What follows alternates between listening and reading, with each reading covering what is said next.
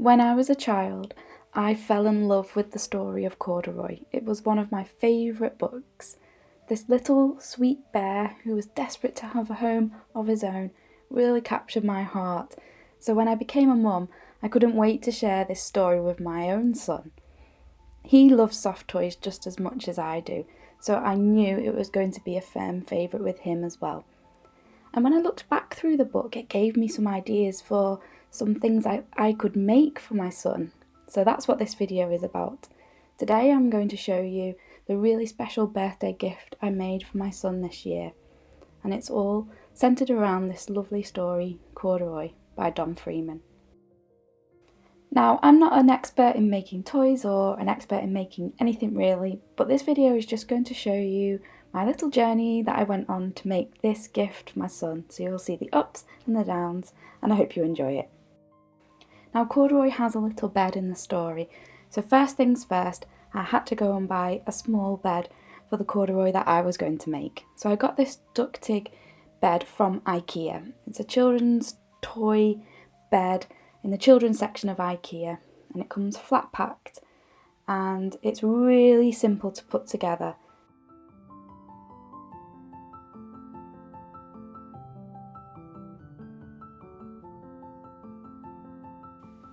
Before putting the bed together, I decided to paint all of the pieces first, using this Rust-Oleum chalk finish furniture paint in a beautiful duck egg blue colour. I'm not normally very good at painting, but this was actually really easy to do. I took it outside in the sun and just gave it a coat of paint with this soft bristle brush, and it went on really nicely.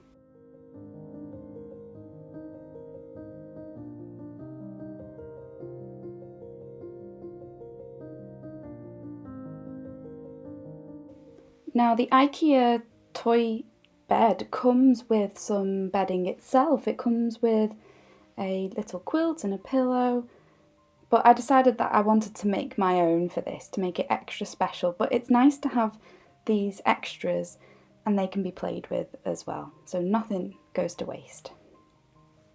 I used the ones that came with it as a size guide for what I wanted to make.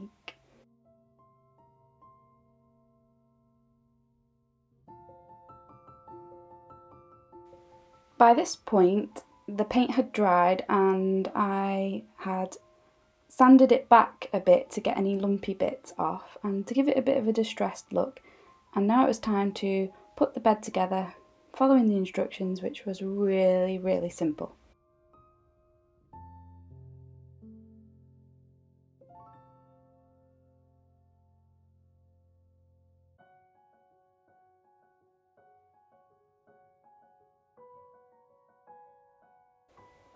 I went over it again with some sandpaper just to really pull back the paint and give it an extra distressed look and to smooth it down as well. And this did give it a really nice finish, and I was pleased with the results. So once the base was in, this is what the bed looked like, and now I wanted to add some vintage transfers to really personalise the bed and make it super cute. I bought these transfers on Etsy, and I will leave a link to the shop below. They sell a huge range of transfers and I really recommend them.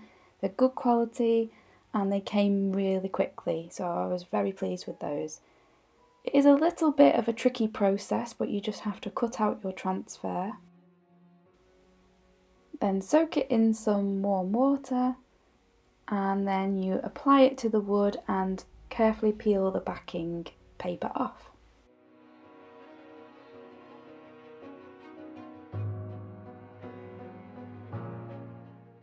Next, on to making Corduroy himself, and I feel really lucky because I found this teddy bear fabric on Etsy. It's a hand-dyed mohair and it is so perfect that I just had to buy it. Unfortunately, the piece that was available just wasn't big enough for the pattern that I wanted to use, but in the end I had to wing it a little bit, and we'll come to that later. So I laid out the pattern pieces to try and see how they would fit on the fabric. Next, I pinned them in place and drew around them with this Fix-On pen which will disappear when it's ironed, but it doesn't matter because this is on the inside anyway. You can see here I went really close to the selvage of the fabric and really close to the cut edge at the top, and that was because I was so short of fabric. I had to use every millimetre that I could. So I added the seam allowance and I did another head in reverse and then cut them out. Next it was time to sew them together, right sides together, using that stitch line as a guide. I used this wax cotton thread from Saju because it's really strong, and I figured that the seams needed to be really sturdy because it's going to get played with.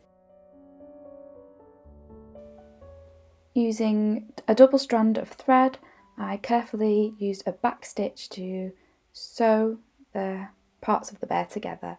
I did this on all of the seams, and I just checked on the back and the front that I was sticking to my line, and it actually worked really well, and it's a really strong seam. Once the head had been sewn together, it was time to stuff it and add the safety eyes and the safety nose. Unfortunately, this is where I noticed that the eyes weren't quite the same as each other. One was just a fraction bigger than the other, but nobody else will notice this. It was just something that I noticed, and it was too late to change it, and I was quite upset about it, but I'm not anymore. Once I'd added the ears, he was really starting to have a little character of his own, and even though he's a bit wonky, I don't mind that at all. It gives him personality.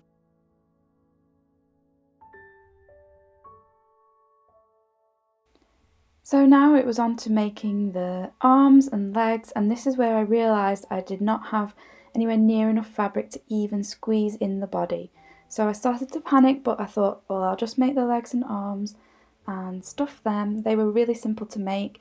I just did it in exactly the same way as I did the head, drawing that stitch line onto it and then doing a back stitch. So I was thinking about using maybe a floral fabric for the body, but in the end I just cut a body shape out of what was left, and it worked. So it wasn't the exact pattern pieces, but it was a shape that was adequate for his body, so I winged it and it turned out okay.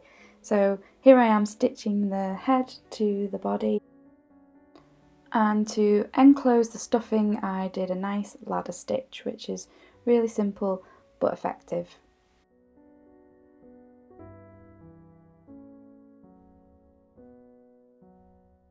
So onto the clothes. I managed to find at the last minute this lovely chartreuse green cord. Originally I had this more khaki colour that I was going to use, but right in the last minute I did a little search and found this and thought that is perfect. And as you can see, it matches really well, particularly with the illustrations on the inside of the book, so I was delighted with that. And you can see here he is without his legs, and you can see I just cut this sort of oval shape body piece, and it's worked out really well, so I think I was lucky there. Now the bear pattern that I had bought, which I didn't really end up using very much of, also came with a pattern for the trousers, but I didn't use that either. I made some adjustments and just cut out these trouser shaped pieces, and I hemmed them on the sewing machine. Once the edges have been hemmed, I then place them right sides together to sew them together, starting with the inside seam.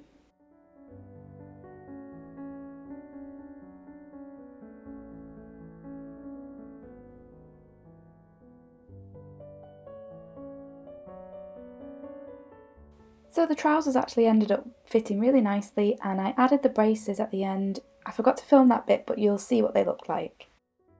Now onto the quilt, which I decided to use diamonds for to create a nice star pattern using my scraps of vintage retro style children's fabrics, nice and bright and colourful and scrappy and full of little cute motifs like this little cat playing a violin.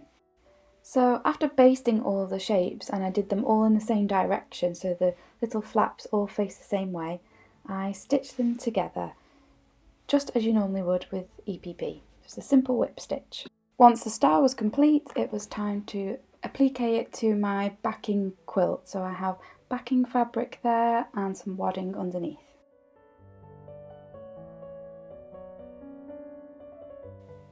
And here he is in his little bed, and I'm really pleased with how it came out. The quilt turned out really nicely. I added a running stitch to quilt it in this really nice red colour, which just coordinated well with the fabrics that I chose, and the star pattern looks really nice, and I'm pleased. It turned out better than I imagined.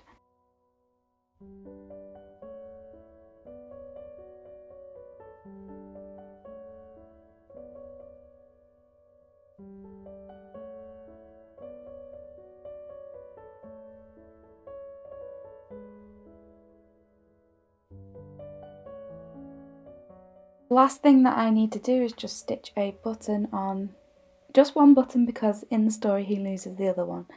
But I didn't mention, but the flocked nose actually fell off. The safety feature of it didn't work properly, so I had a bit of a nightmare getting that out, and then I ended up embroidering a nose and a mouth, and that worked out for the best.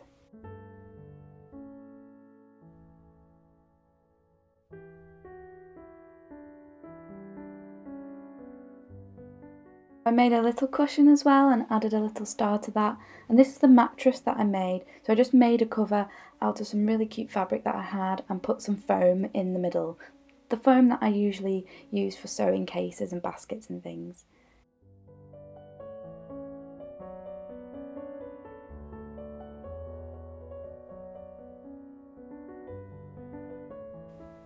Hand making gifts is a really important thing to me. It's my way of showing someone that I really care. And making things for my son is super, super special. It's just so important to me. I can't really put it into words. He appreciates the things I make for him so much. He absolutely loved waking up on his birthday and finding this little bed in his room. He shouted, "Mummy, Mummy, there's a bear in my room. He's in a little bed." And every night he tucks him into the bed and says goodnight and gives him a kiss. And I've woken up in the morning and seen the little bear peeping around my bedroom door. So he's been so well received, and that just makes me feel so happy. It's just a special time, isn't it? Making gifts for young ones. So perhaps there's a little person in your life that maybe you'd like to make a special gift for. I really recommend having a go at making a bear. I'm definitely not an expert, and this bear didn't turn out perfectly by any means, but I really enjoyed the process. And with it being so well received, it's such a special little thing that can be cherished, and I do think that it's just a really nice thing to do.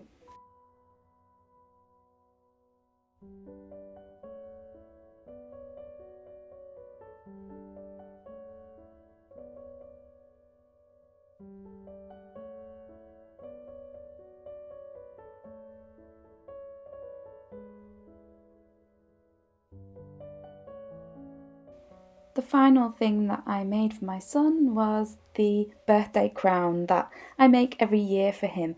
Well, actually, it's the same birthday crown, but I add a candle to it, and I also change the number on the front.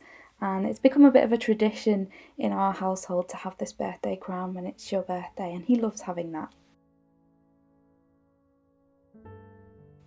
And this birthday crown is actually a free pattern. It's on the free patterns page of my website in the section that says children's things.